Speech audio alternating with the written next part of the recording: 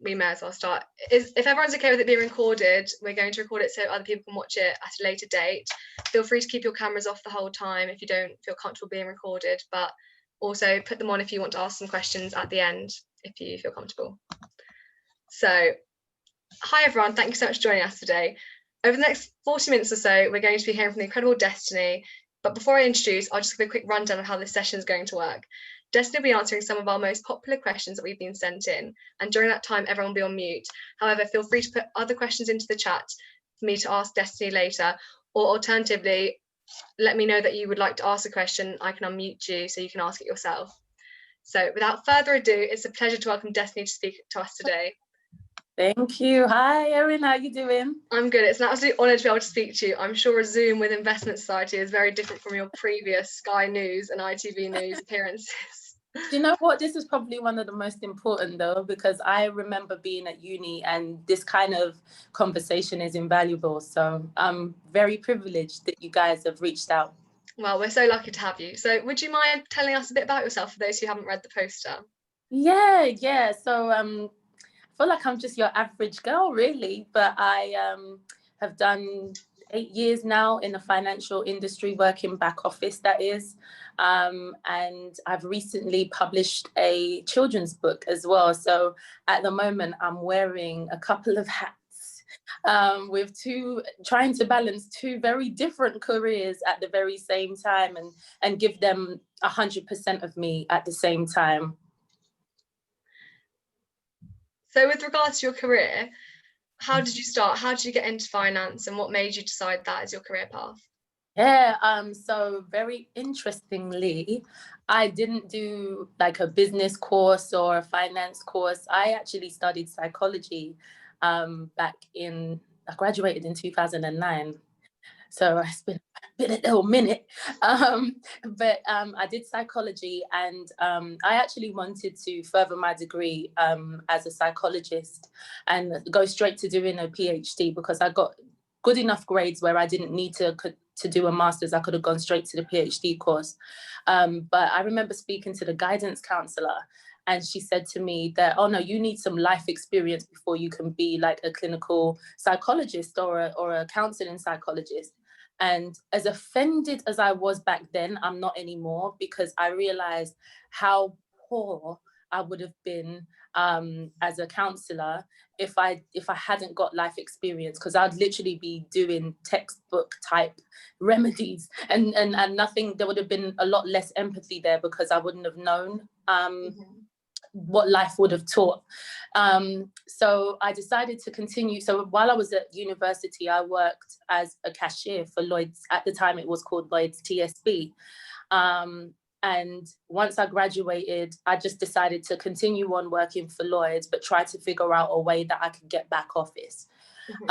It wasn't an easy transition if you're doing a customer facing role and you're in the retail arm of a company, to go back office and be in operations. So I took a chance. I left and I applied for what was an internship through I don't know if you guys have heard about it, and if you haven't, I feel like this is a really good part of the conversation to have. It was called the Mountbatten program. I've never heard of that personally. Yeah, it's all, to be honest, a lot of the circle of friends that I have, a lot of us went and did the Mountbatten program. And what that is a year exchange program where you get to go to New York or a country. Well, at the time for us, it was New York, and you would work for a year in a given field. And for mine, it was business analysis, and I worked for AIG. And it was a chance for me to live and work in the US. I worked on Wall Street. How old was I when I did it? I think I was 23 when I did it. So I did it a couple years after I graduated, where most of my friends did it a lot earlier. And you end up doing a study program where I got an international business diploma. And, or was it a certificate? It was an international business certificate. A PGC, or whatever the acronym spells out, because it's been such a long time. So I did that, and the notoriety that gave me and the exposure that it gave me, and also having that on my CV allowed me to come back to the UK and to work for the amazing companies that I've worked for as a business analyst. So the first role I got when I got back, I don't even think it was 2 weeks before I was offered a role at JP Morgan. And, you know, I attribute a lot of my success to God. I'm a Christian, so I'm really grateful to God for the blessings that have followed suit, because once you get into a really good company and you have that on your CV, a lot of companies will actually give you that credit and be like, oh, well, she must be good. She worked for KPMG. So they would, you know, be happy to take you on as well. And I've done quite a bit since then. Yeah, that's amazing. JP Morgan, HSBC, AIG, KPMG, and Lloyds, they're literally massive names. So a bit more about this Mountbatten program, maybe. How do you go about applying? Do you have to, is it like a usual internship where you do tests and then video interviews and then? So there was definitely an interview process. So you sit down with the Mountbatten, I guess, staff, and you talk about why, you do an application, you talk about why, and there's 2 different intakes. There's a, is it August? There's an August intake, and then there's a March intake. And so you have 2 points in the year where you can go. So yeah, you do an interview, you don't do a test, but you do an interview, you send them your CV. They then go out to the contacts that they have in the States. So if you're in the UK, you go to the States. If you're in the States, you actually come to the UK. So it's like it's just like a cultural exchange program. And they go out to their contacts. AIG happened to be, that was their first year taking on graduates, which was great for me because I was one of the first to actually work for AIG as a graduate, from the UK at least. And yeah, so you do that. I'm happy to, you know, like provide information. There's a lady called Vicky Caldwell, who is somebody I actually caught up with not long ago, like a few weeks ago, because I had to do like a promo video for them. So it sounds like I've been paid for this, but I haven't, I promise. But definitely I attribute that to why I've been like seriously successful in my career, and why that's opened up a lot of channels for me ever since. No, that sounds amazing. Thank you so much for telling us about it, because I personally haven't heard of it at all. But and I assume when you graduated in 2009, the job market was quite competitive and strained as we are now. Absolutely. The COVID crisis. So correct. So with COVID, they did have to delay a couple of intakes. So I don't think they were able to do the March intake, but I don't think they were able to do their August either. So it may be quite a demand at the moment, given the fact that they weren't able to do some intakes, but don't let that dissuade you. You know, I'm sure everybody on the call are very excellent, and it would be a pleasure, I'm sure, for them to actually receive your application and progress it. So yeah, it's called the Mountbatten program, and there's a lady called Vicky Caldwell, and I don't have permission to give out her email, but I will email. I know I've been leaving with Sharif. I will email her and Sharif and put you guys into contact, and then hopefully, you know, we get some applications for them. I don't get anything, there's no referral fee. I just want you guys to be able to have what I consider a year out. You know, it's almost like you get your year away. You know, you want to travel the world, you get to do that. You get to live in America and enjoy the fullness of that. But you also get a PGC, a postgraduate certificate, postgraduate certificate, and you get the work experience in a major company. So a lot of my friends worked for, like a few worked for Deloitte, Credit Suisse, like a lot of these big companies. Yeah, all the big names. Well, we've obviously got lots of students here. So if you could go back and tell your university self one thing, what would it be? Very good question. I think I would tell myself that you don't know it all.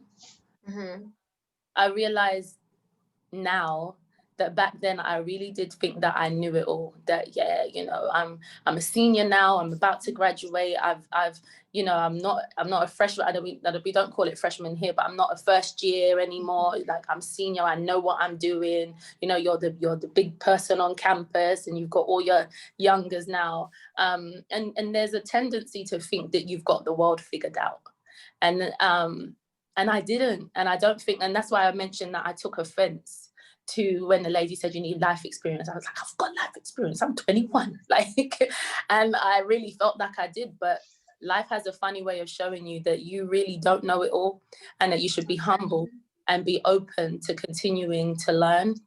So that's one thing I would definitely say. I think to the same level of, or to the same degree, I would also say, just to be open and to know that you can. I know that once you graduate, and I know for me and a lot of my friends, it was quite a scary feeling, because up until this point, it's been your life has been prescribed. Like, you know what you're doing, you know your next step. But then as soon as you get to the point of graduating and there's no real direction, and you have a choice now to decide what path you're going to go on, and you may not have gotten to that graduate scheme that you applied for within a company in the UK, and it's like, what do I do now? Do I take a year out and travel? But now COVID is here, I may not be able to travel. What does life mean for me? Okay, let me just get a regular job. And then unfortunately you get stuck. So I would definitely say, don't give up as well. Like, don't allow the circumstances of the world and the circumstances of your mind determine, defer you from being able to push forward. So that's what I would tell myself and tell you guys as well.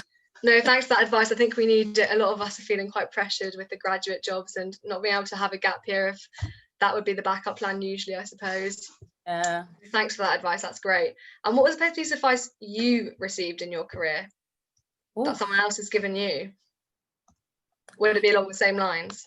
Yeah, very similar. Like, I remember there's a guy that I worked for, and he's actually just received an MBE, which is a really great, prestigious acclamation from the Queen. And he told me when I was working for him never to take myself too seriously, because I definitely came in like, oh no, we need to do this and we need structure and this. It's just like, calm down, relax. Like, you don't have to take yourself so seriously. You can actually be great without being uppity or stuck up, or, you know, the boss. You know, you can be the boss, but just be friendly. You know, you don't have to be serious a lot of the time. So that was definitely one of the things that I was told.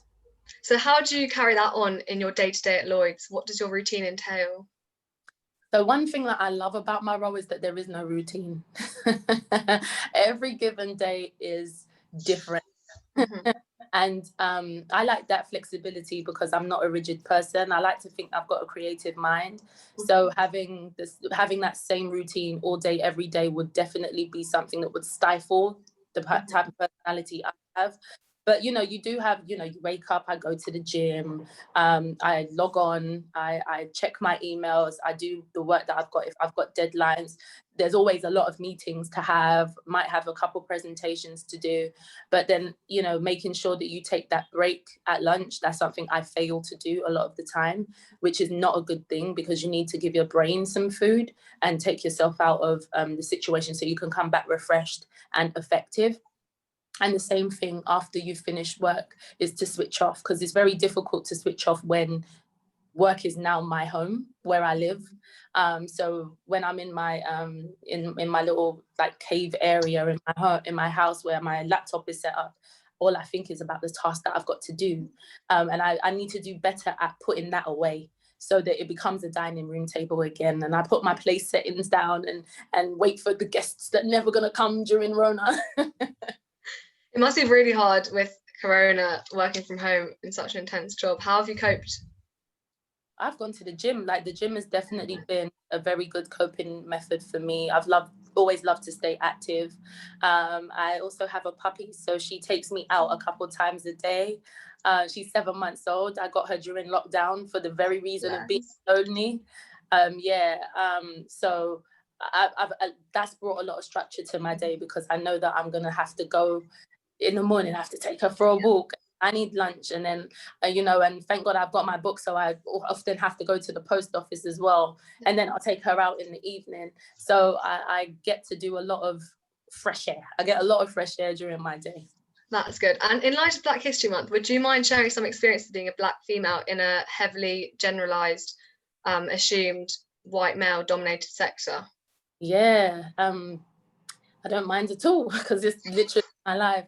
But it's unfortunate to say it's not an assumption anymore. It's fact. The numbers are very clear that, you know, finance is a very heavily white male dominated industry, and senior leadership is very much a white male dominated level to ascribe to. And I know that a lot of banks has done a lot to try and diversify that by having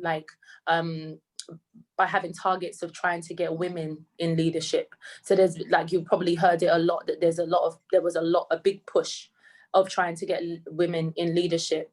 But now there's a push for trying to get Black people in leadership, because the statistics are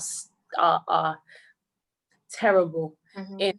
in that, you know, these are statistics that we all know, but we've got 1% of the organization that I work for at the moment are Black, and a lot of them are in lower level roles. I work for a bank, so you'll have them as cashiers and service level roles. You don't have a lot of people at senior leadership level. So for me, it's been very difficult not being able to see somebody like myself in a position that I can look up to. If I'm one of 135 people at my level, and the level above me, there's only 40 people, and the level above that is 2. And there's only 1 or 2 levels after that, and I'm quite senior already. It's not helpful for me when I become the role model that I want to see, because I feel the pressure of having to make sure that I don't close the door for other Black people coming after me by messing this opportunity up. Mm-hmm. You know, I end up feeling like I have to make sure that I do things perfectly. I have to make sure that I work hard all the time, just so that they can see a positive Black person in a space, and then potentially have the trust to hire more Black people into senior roles. So I do feel the pressure of that, especially knowing that it's taken me such a long time to get to where I am. And I have felt that I've had to fight to get to where I am. And I've lost jobs because of the color of my skin. And I have to be honest about that. Where people have accused me of doing things that have not been done, but then the proper procedure to actually do the investigation wasn't taken on board. And it's crazy, because you will see that mirrored with a white person, and you would have all of these steps that you would have to go through before they get told of their disciplinary, if you like. So I've seen and I've experienced what it's like to be a Black woman in finance. And I think that, as a woman yourself, that it's hard being a woman in certain industries. And then separate to being a woman, it's hard being Black in certain industries. So then when you couple that together and you're a Black woman, it's a double jeopardy. And you're fighting almost 2 battles every single day. So I'm not going to dress it up and make it sound amazing, because it's not. But what I can say is that we are definitely on the trajectory of getting better. And, the world knows it now. Companies are doing their best to address it and actually put in action in addressing it. And that's now the role that I have, to help address it. So we're moving forward. So hopefully the generation that comes behind me will have an easier time attaining levels based on skill, but not based on just favoritism. Yeah, that's horrible to hear you've experienced discrimination. But as you're saying about improvements, what have Lloyds specifically made recently? So great for you to ask. They've so Antonio Herrera is the CEO of Lloyds Banking Group in its entirety, and he made an announcement back in July that Lloyds were going to do all that they could to make their Black colleagues feel comfortable, included, welcome, and also find ways to retain them and put them at the levels that they deserve to be, i.e. help them progress. And help put structures in place for them to be able to progress. For example, sponsorship. If you have a senior leader that is happy to sponsor, a Black person and kind of help them along their career, which generally happens for non-Blacks, but doesn't typically happen for Blacks. he's made that commitment to be able to do things like that. And as I said, at the moment, Lloyds have a population of 1% black colleagues in the entire bank, which includes service roles.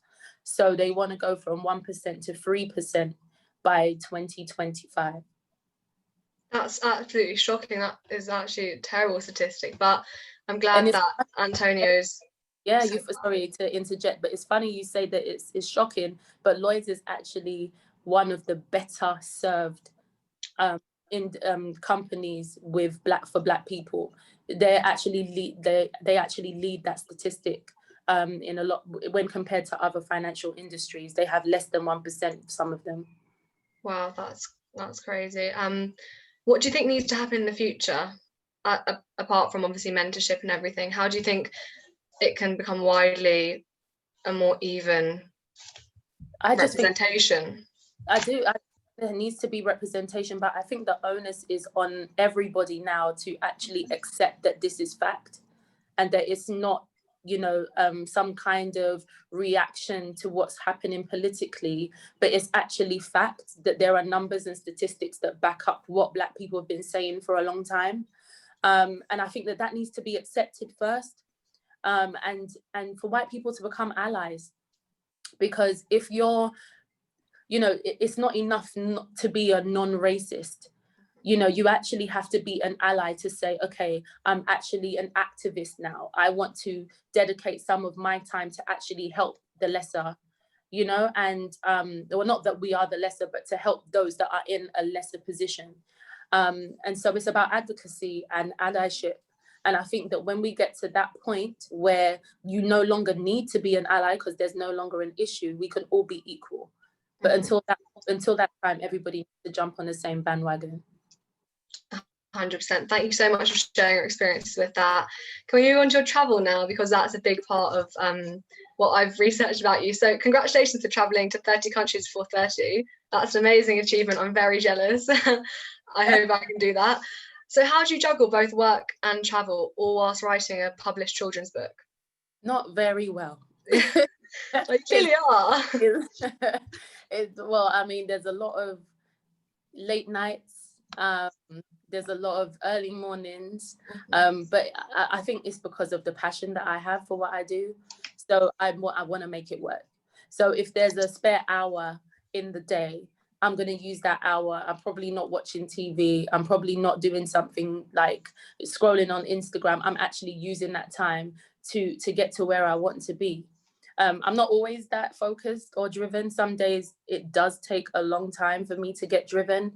But knowing that I need to give myself that time and giving myself that grace, because we're not machines. You can't keep going without a break.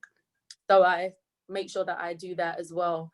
So I just listen to how I'm feeling. I'm very introspective. So now I know if I'm feeling a little bit off, then I'm going to stop. I'm going to take the load off and give myself some time. But if I do have a lot of activity and I feel like I can do it, then I'm doing it. In terms of like travel and balancing that, I utilize my weekends. So like I would be like, all right, guys, on a Friday, you see me with my little overnight, well, before the Rona, my overnight bag, and it's like, oh, what are you doing for the weekend? Oh, I'm just going down, to Poland for the weekend, or I'm just going to go to Luxembourg for the weekend, and get a lot of close European countries in that way. But then if I wanted to do a long haul flight, then I'm researching what's in like a couple hour distance around. Where could I drive to that's another country while I'm there? So instead of doing like a beach holiday in Santorini I'm there for 2 weeks, I'm probably going to stay in Athens, and then I might go to Italy because Italy's right there. Or if, let's say, another long haul flight, like instead of doing 2 weeks in Goa, India, I'm going to go down to Sri Lanka. I might go ahead and fly down to Nepal, and do the surrounding countries as well. So if somebody says, oh, how was your holiday to India? Oh, it's great. And I also went to Sri Lanka and Nepal, and utilize that, because it's only, I think my flight to Nepal was maybe 2.5, 3 hours. And I can't remember if I went from India or Sri Lanka because it's a while now, but it wasn't far. So if you did like a couple of days in Nepal and then just did a couple hours, and you could fit it in just planning. No, that's amazing. Well done. So is that what inspired you to write your children's book, Tobias the Dream Adventurer? Yeah, so definitely, because I want to be able to share my travels, and I believe everybody has a similar level, if not the same level of potential. We can all do it. Like, if I can do it, we can all do it. I'm not super special. I don't have 2 brains or 4 hands or whatever. Like, we're all the same. So it's just about applying that potential. So the travels that I've done have influenced me and have been quite life-changing. So I wanted to find a way to be able to share that without it being about me, because I could have written an amazing blog or a memoir about my travels across the world, but to me it's a little narcissistic to do it that way. I'd rather it be about a character that encompasses all of the types of feelings and behaviors that I strive to continue to do, and educate people on different cultures as well, because we don't often get to go to places. So if you don't get to go, you can still experience through the words of the book. What was your favourite travel memory so far out of how many countries now? Is it still 30 because of Rona, or do you manage more? No. And you make me feel so good, because you must still think I'm 30 years old, and I'm going to leave you with that memory. But I'm not. You don't look a day over 30, honestly. Thank you. But definitely not 30 anymore, and I thank God for growth. But yeah, I've now gone to 78. So, and that was at the top of the year. So I haven't been able to travel this year, so I would have definitely added to it. But yeah, I'm still at 78 at the moment. That's amazing. Which was your favourite place? New Zealand, without a shadow of a doubt.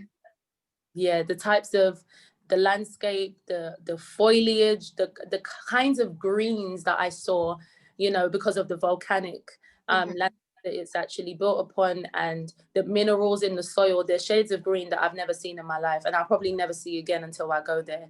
So I loved it. And I'm a little bit of a geek, so I love Lord of the Rings. I went to Hobbit Land, and that was like one of the best experiences. And I also read you climbed Mount Kilimanjaro.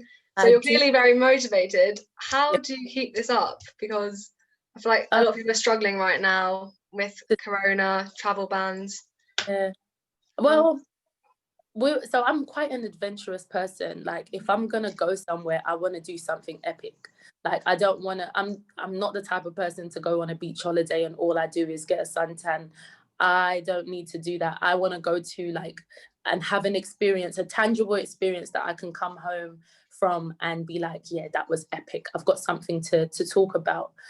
So whenever I research a country, I want to know what they're famous for. I want to know what makes that country unique. So I know with the investment society and with your business hats, you might talk about a USP. So what's the USP of the country? Like, what's it famous for? Like Argentina, they've got amazing steaks. Got to go to Argentina, didn't I?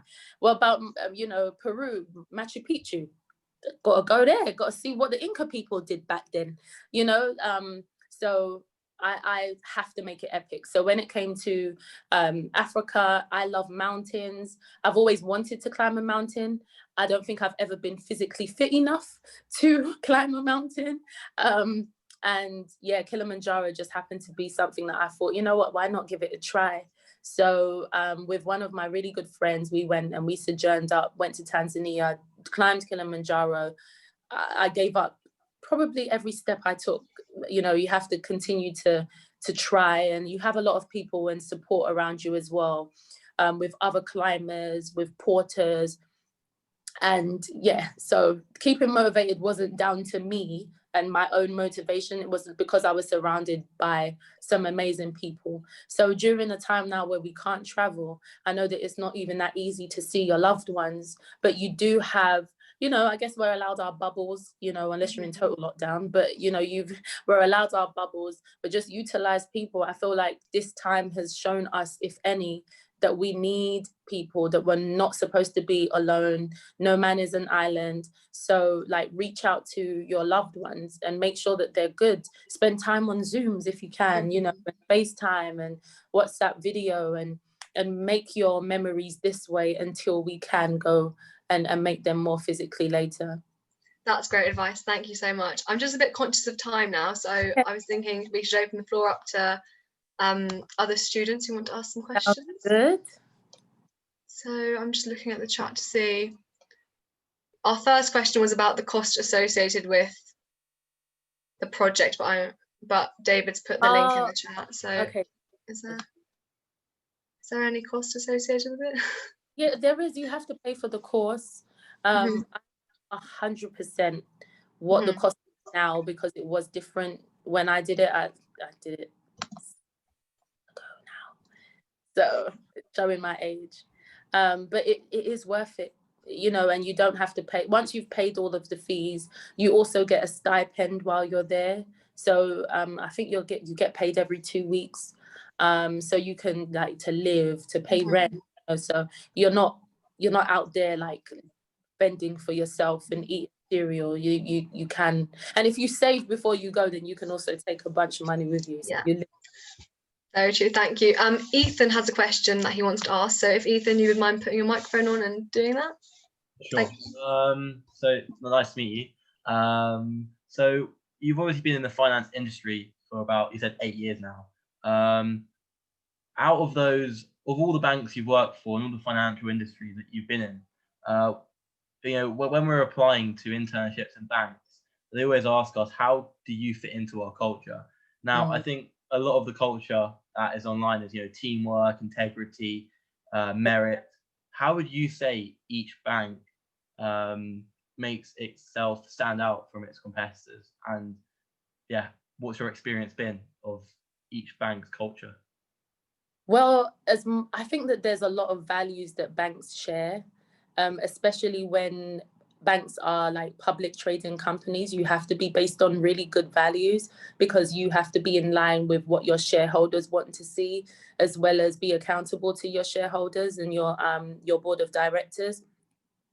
So I think that there's a lot of banks that share a lot of the same values. However, it's the people that have to be able to do that as well, and implement those values. So I would definitely say find out the values and find examples of how you've used those values in your work, in what you've done so far, in any of your volunteer work that you've done before, or even just like teamwork within like uni projects. I do think that the culture differs from bank to bank ever so slightly. You know, when I worked with I can be honest, when I worked for HSBC, I didn't feel super comfortable not wearing a suit and heels and being, you know, quite very polished. I didn't feel like I was able to go in like a t-shirt or a jumper and some trainers. So you do have different I guess cultures, but typically the values are the same. Hope that. Yeah, that definitely helps. Because yeah, when we're applying to, I guess most people here are applying to internships and grad schemes, they always say, how do we differentiate ourselves? But as you said, it's the people who do it. It's you, and the thing about it is that you are the differentiating factor. Like, who you are as Ethan is going to be completely different to who I am as Destynee. Even though we have the same values, like I can't do what Ethan does, and Ethan can't do what Destynee does. And so you have to be confident in yourself and say, yeah, I am the differentiating factor because this is how I choose to live my life, and I've got this to offer. I know that I found it very difficult selling myself throughout my career, because that's basically what you have to do when you are like developing your CV and stuff like that. However, I do think that you are your USP. So the better you are, the more you can shine, and the more you can let that company know that, yeah, I'm the difference, and I can make the difference in your company. Yeah, thank you. That's really helpful. Welcome. Just looking at the chat again. Okay, we've got another question about your idol or hero. As you said, obviously you like to look up to someone. It's nice to be able to have someone to look up to. Who do you look up to? Well, in my company, I don't have anybody that I look up to be honest, because I don't have any It's bad to say, but there's not a real reflection of Black women in senior leadership.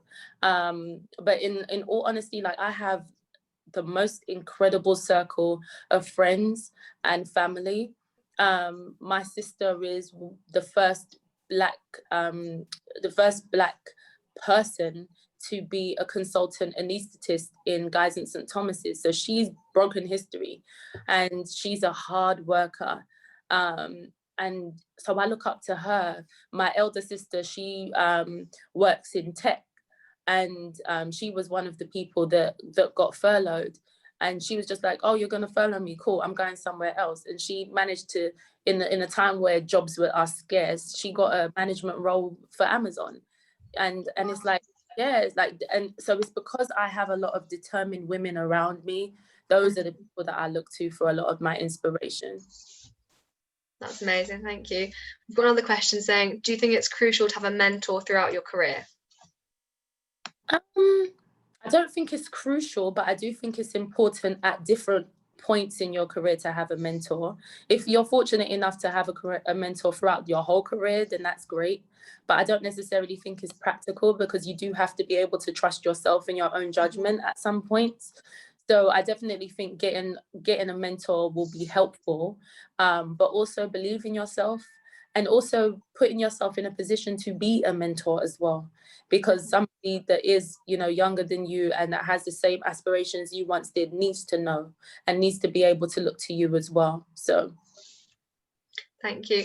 David also has a question to ask, if you'd like to unmute yourself. Hey, David. Hi, Destiny.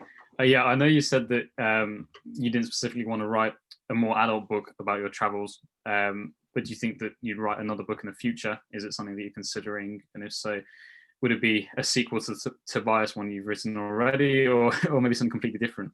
Yeah, funny you say that, but yeah, Tobias goes to Norway next. So it's being illustrated as we speak. So yeah, it's a series. So the Tobias the Dream Adventurer is a series. He goes to Tanzania first and climbs Kilimanjaro, and that book has done amazing things. I know that Emily said, like, I've had like Sky News and ITV pick up the book and talk about it with me, which has been mind-blowing, because I only released it 2 months ago. So I'm really grateful for that kind of notoriety. So yeah, he goes to Norway, sees the Northern Lights next. So we'll have a good time. Sounds great. Maybe just an extension to that. I've completely forgot my question. Oh, sorry. Sorry.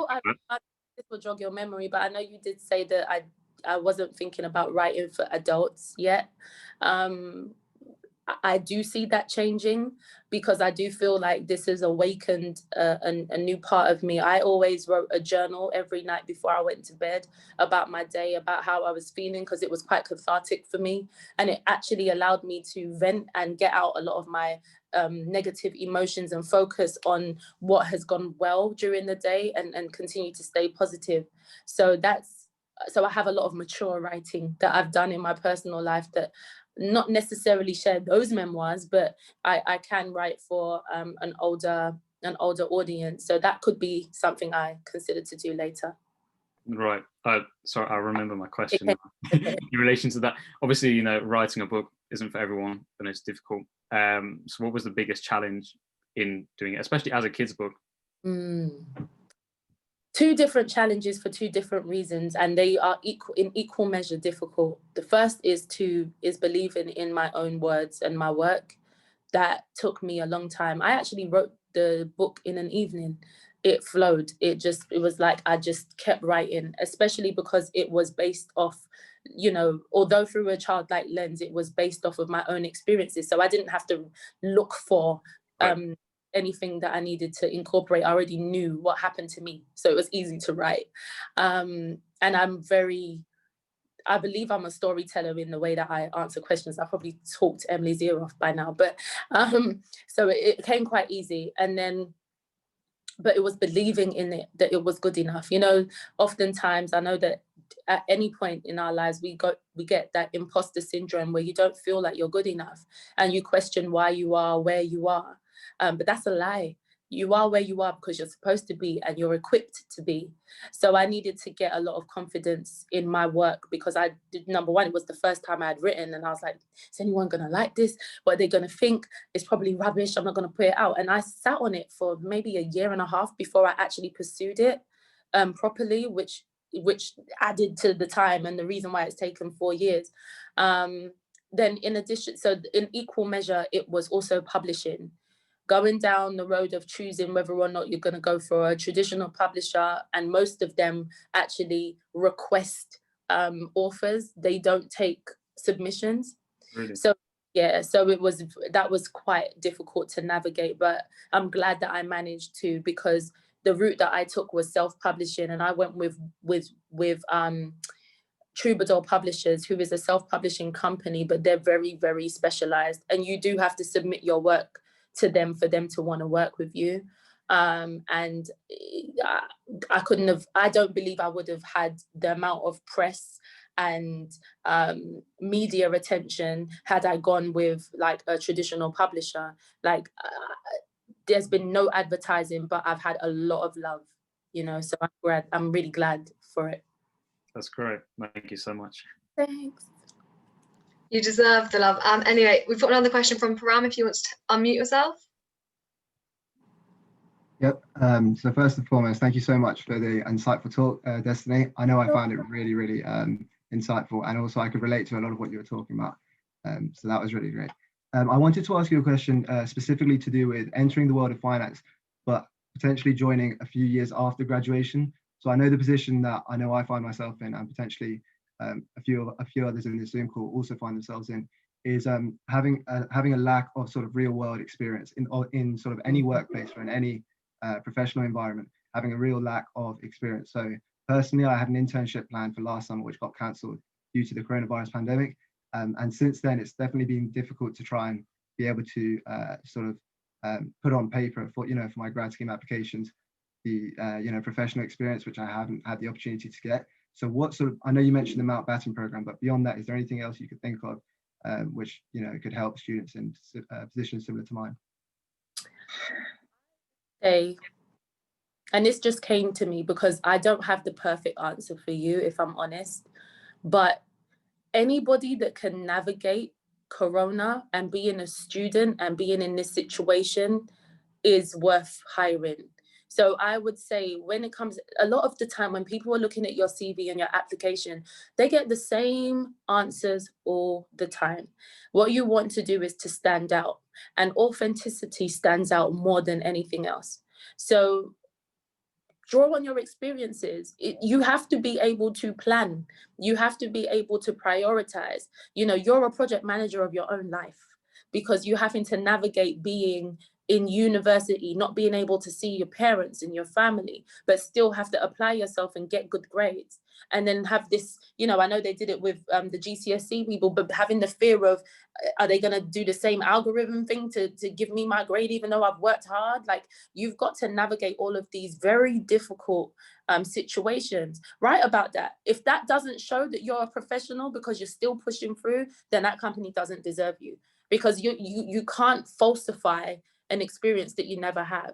You can't lie and say that, oh, I'm a professional because I worked for Sainsbury's, but I managed the milk aisle. Like, come on, like, you can't really draw on experiences like that and try to make it sound, but just be genuine and say, so this question, I found it very difficult, but here's how I've shown determination. Here's how I've done master planning and project management in my own life and navigating the very real crisis that we're still in, and say and be honest, I had experience planned, but it got cancelled. So here's what I've had to do, and here's how I'm trying, hence this application. Help me. That's really, really helpful. Thank you so much. You're welcome. Great advice. Yeah. We also have a question from Abdul, if you want to unmute yourself. Hi, how you doing there? You all right? Hi, Abdul. Come on, Jordan. There. I like this jump. You get me. Yeah, thank you very much. I'm a first year student, so I'm fairly young. I'm like 18. But I work like, have you ever heard of the Coventry Building Society? I'm not sure if you have. But I'm like a customer service advisor. Okay. So it's like a building society, I think it's second in the UK. Okay. So I got on the banking and finance ladder fairly young. And I sort of, in the future, like yourself, want to go into like more senior roles and stuff like that. So I was going to ask what sort of, if you could give me roughly like 3 top qualities or some sort of advice that you'd give somebody that wants to go into like a top leadership position. Yeah, I would definitely say why. Why do you want to be in top leadership position? And not as in think about it. You don't have to answer the question. Okay. But that's a tip, because your why always drives your passion. If you don't have a strong reason for what you're doing, you're not really gonna do it, and you're not really gonna do it that well, and it will show, especially as you start to get to those areas. So I would definitely say cultivate and know your why. I would also say, what else would I say? Research where you want to go as well, because I think that it sounds great saying, oh, I'm in a leadership position, but does that actually help you on the path of your own life? Like, does it take you on that same journey that you see yourself going down? Like, what leadership position do you want to go into? And is there anybody that's there already that you can ask? Like we talked about mentoring, that you can ask and say, okay, what was your journey that got you to this position? Because this is my dream job. This is where I want to be, and here's why I want to be there, and try to get somebody to mentor you in that way. And I would say believe in yourself. Whoever occupies that job that you want does not have 2 heads. And I say it like I'm Nigerian, so it's like, I have 2 heads. It's like, no. Like, so believe in yourself, like believe in your source, man, like you got this. So whatever you want to do, just believe that you can actually achieve it, and don't let that imposter syndrome come in and derail you in any way. Thank you very much for answering that. I just have one sort of follow-up to that. Obviously, since I've been started this quite young, I've been working hard from a very young age. What sort of advice would you give, like not to burn out and keep on going? It's difficult, but I do believe that knowing your why will help you, because that's what's pushed me along. Like, I knew I wanted it and I knew why I wanted it, so I wasn't distracted by the naysayers and the difficult situations. Like, I worked front of house, I was a cashier, and then I became a personal banker, then I did personal banking manager, which I think is very similar to the service roles you're talking about right now. Yeah. And the reason why I didn't last, and the reason why I didn't stay, was because I didn't care to do. Like, you couldn't have given me a bank manager status and I would have been happy, because that wasn't what I wanted to do. Stepping stone. Absolutely. And I don't know whether or not this is the career path you want, but use it for what it is. If it's a stepping stone, use it as just that. Don't let it be your everything, that this is your ladder and you're at your ceiling and you can't go higher. That's a lie. You can just use it as a stepping stone and keep climbing to where you want to go. Perfect. Thanks very much for answering that. Have a good evening. You too. See ya. On behalf of everyone, Destynee, I'd like to say thank you so much for giving all your insightful answers and taking your time to be with us tonight. Absolutely fine. No problem. I think President of Investment Side 2, David, would just like to say thank you to you as well. Yeah, again, I just want to reiterate what Erin said on behalf of all of us here at the Investment Society. Thank you so much, Destynee, for joining us. That was so moving, inspirational, powerful, and your journey will hopefully prove to be an inspiration to many of us here throughout our careers. And the fact that 1% or 3% Black representation in many financial institutions is accepted and even praised in the case of Lloyds just shows how desperately we need to change as a society. So congratulations for everything you've achieved so far, amid difficult and challenging circumstances, especially with the book. Good luck with that. Thank you. Thank you again, Erin, Destynee, for running the event. And to all of you for attending. We look forward to welcoming you to future events, including our EGM tomorrow morning at 11 a.m. to elect our new Vice President. So thank you. Also, I've just put Destynee's website in the chat. So if you have younger siblings or anything, go buy her book. It's amazing. It's doing very well. So thank you so much for everything. Thanks so much. Take care. Have a good evening, everyone. You guys. Bye.